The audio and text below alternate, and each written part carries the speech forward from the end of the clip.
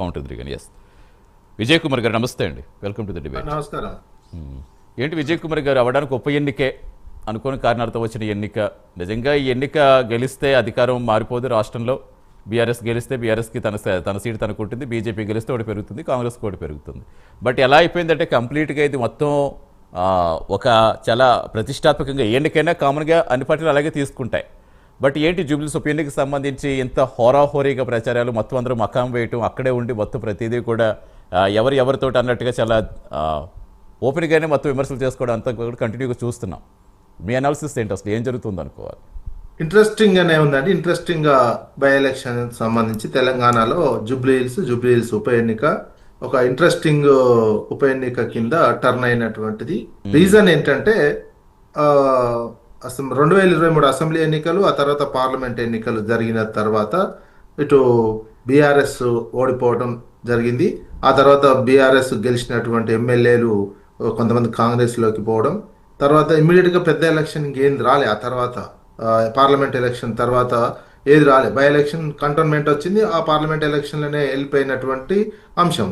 అయితే 2 సంవత్సరాల కాలంలో విపరీతమైనటువంటి డెవలప్మెంట్ చేసినామని కాంగ్రెస్ పార్టీ అసలు ఏం చేయలేదు అనేది బీఆర్ఎస్ పార్టీ ప్రధానంగా ఆరోపించుకుంటూ వస్తున్నటువంటి, సవాలు చేసుకుంటున్నటువంటి రావటం జరిగింది. ఈ నేపథ్యంలో అకస్మాత్తుగా ఈ ఎలక్షన్ రావటం జరిగింది.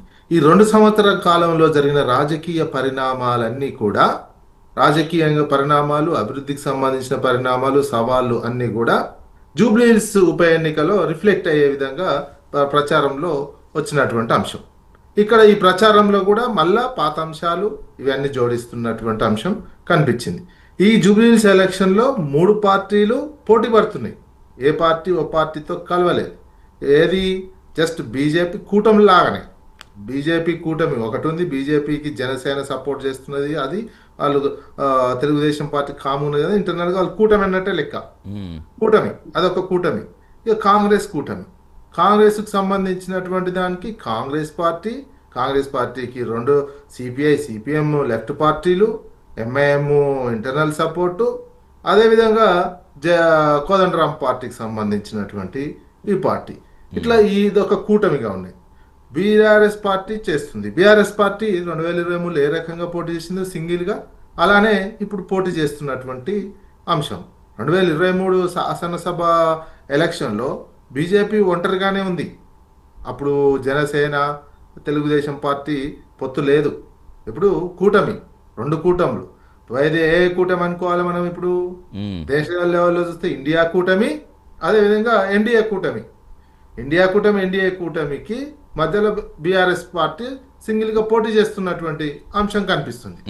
ఇది అందుకని ఆసక్తికరమైనటువంటి అంశం. ఇందులో ఆసక్తికరమైన ఇంకొకటి ఏంటంటే, బీహార్లో MIM party BJP B team అని కాంగ్రెస్ పార్టీ ఆరోపిస్తుంది. షబ్బీర్ అలీ బీహార్ ఎలక్షన్లకు పోయి అక్కడ ఎంఐఎం అనే పార్టీ బీజేపీ బి టీమ్ గా వ్యవహరిస్తుంది. అదే ఎంఐఎం పార్టీ ఇక్కడ తెలంగాణలో జూబ్లీహిల్స్ ఉప ఎన్నికల్లో కాంగ్రెస్ కు సపోర్ట్ చేస్తున్నది. అంటే ఓవరాల్ గా తెలంగాణ కోణంలో చూస్తే, తెలంగాణ పౌరుడిగా నేనేమని చెప్తా, అసలు ఎన్డీఏ ఇండియా కూటమి కలిసి తెలంగాణ సమాజం మీద పోటీ చేస్తుందనే అంశం తెలంగాణ పౌరుడిగా నేను తీసుకుంటా. ఎందుకంటే ఎంఐఎం అనేది మధ్యలో వీళ్ళకి లింకుగా ఉంది. ఎంఐఎం ఒక బీజేపీకి సపోర్ట్ చేస్తుంది, ఒక దగ్గర కాంగ్రెస్ కు సపోర్ట్ చేస్తుంది. ఇంక్లూడింగ్ లెఫ్ట్ పార్టీలు కూడా అదే కోవలోకి ఉన్నటువంటి, ఏంది మత సిద్ధాంతం మీద లెఫ్ట్ పార్టీలు. మేము కాంగ్రెస్ కానీ రాహుల్ గాంధీ విషయమే చెప్పాలి, ఇక్కడ రేవంత్ కాంగ్రెస్ గురించి చెప్పాల్సినటువంటి అవసరం లేదు. రాహుల్ గాంధీ బీజేపీ సిద్ధాంత ఫైట్ అనేది నిరంతరం చెప్తున్నాడు, దానికి లెఫ్ట్ పార్టీలు సపోర్ట్ చేస్తున్నాయి. కానీ అదే తెలంగాణ విషయానికి వచ్చేసరికి పరిస్థితి లేదు, ఒకే విధానం లేదు. ఇది ఆ సిద్ధాంతపరమైనటువంటి డొల్లతనము కనిపిస్తున్నటువంటి అంశం. ఆ రకంగా మనం అందుకు ఇంట్రెస్టింగ్. ఈ ఇంట్రెస్టింగ్ ఎందుకు వచ్చింది? జూబ్లీహిల్స్ అనే పేరు ఒకటి, ఇది ఈ రకమైనటువంటి రాజకీయ పరిణామాలు, ఈ పరిణామాల నేపథ్యంలో ఇక ఎట్లా జరగాలి? అభివృద్ధి మీద జరగాలి. ఇన్ని కూటములు మోహరించినటువంటి సందర్భంలో అభివృద్ధి, సంక్షేమం, విధానాలకు సంబంధించినటువంటి అంశాల మీద జరగాలి. మొన్నటి వరకు బాగానే ఉండే, అలా జరుగుతుందేమో అని. అసలు నిన్న మొత్తము మాట్లాడినటువంటి ముఖ్యమంత్రి గారు మాట్లాడినటువంటి స్పీచ్ మతానికి సంబంధించినటువంటి అంశము, బూతులకు సంబంధించినటువంటి అంశము, ఇవి తప్ప వేరే అంశాలు లేవు. మత ఉన్మాదాన్ని రెచ్చగొట్టే పనే చేశాడు ముఖ్యమంత్రి, కాంగ్రెస్ పార్టీ అంటే ముఖ్యమంత్రి. ఇక్కడ విజయ్ కుమార్ గారు ప్రధానంగా మనం చూసుకోవాలంటే ఇప్పుడు ఆల్రెడీ మీరు అన్నట్టుగా తర్వాత ఏ ఎన్నిక జరగలేదు, నిజంగా స్థానిక సంస్థల ఎన్నికలు జరిగిపోయి ఉంటే ఇది ఇంకొక విధంగా తను తీసుకునేదేమో. ఇప్పుడు ఈ ఎన్నిక అదే, ఫలితం అందుకే డెఫినెట్ గా interesting. స్థానిక సంస్థలకు వేరే కూడా ఎన్నికలు రెఫరెండంగా జరగలేదు. మారే అవకాశం ఉంది కాబట్టి ఎంత ప్రతిష్టాత్మకంగా వేరే మారిపోయింది ఎన్నికలు అనుకోవాలా? జరగలేదు. ఈ 2 సంవత్సరాల కాలంలో అనేక సవాళ్ళు, రాజకీయ సవాళ్ళు చేసుకున్నటువంటి అంశాలు చాలా ఉన్నాయి. అధికార ప్రతిపక్ష పార్టీలు అంటే ఇటు ఇక్కడ వరకు కానీ BJP ఆ అన్ని అంశాలతో అసలు జూబ్లీలకు సంబంధం ఉండదు. ఇది ఒక నగరానికి సంబంధం- సంబంధించిన ఆ, నడుబొట్టునున్న సంబంధం- సమస్యలు, ఆ ఎందుకు- సమస్యలు వేరు, ఆ ఈ రక- సమస్యలు వేరు. వాస్తవానికి- కానీ ఇక్కడ పార్టీల మధ్య వచ్చే విమర్శలకి ఇది ఒక రెఫరెండంలో మారే అవకాశం ఉందా? అదే ఈ వాస్తవానికి అలా ఉండాలి. కానీ ఇక్కడ ఏమైంది, జనరల్ గా మనం చరిత్ర చూసినా, ఉప ఎన్నికల చరిత్ర చూసినా, ఉమ్మడి ఆంధ్రప్రదేశ్ నుంచి చరిత్ర చూసినా, ఉప ఎన్నికలు అనేది ముఖ్యమంత్రి గారు ఒకే ఒక్కసారి వెళ్తారు ప్రచారానికి. బట్ ఇక్కడ ముఖ్యమంత్రి గారు 9 సభలు పెట్టుకున్నారు.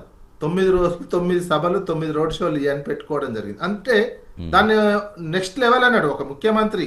దాదాపు 60 ఉమ్మడి ఆంధ్ర 1956 అంటే అంతకుముందు ఆంధ్రప్రదేశ్ హైదరాబాద్ స్టేట్ ఉన్న జరిగిన ఎలక్షన్ ఉప ఎన్నికల చరిత్ర, ఆ చరిత్ర ఉప ఎన్నికల చరిత్ర హైదరాబాద్ స్టేట్ కా నుంచి చూసుకున్నా ఇప్పటి వరకు జరిగిన ఉప ఎన్నికల్లో ముఖ్యమంత్రి ప్రచారం అనేది ఓన్లీ 1 టైం ఉంటుంది. మాక్సిమం మన 25 సంవత్సరాల నుంచి చూస్తున్న రాజకీయాలు అయితే ఒకటే ఒక టైం ఉంటుంది ప్రచారం.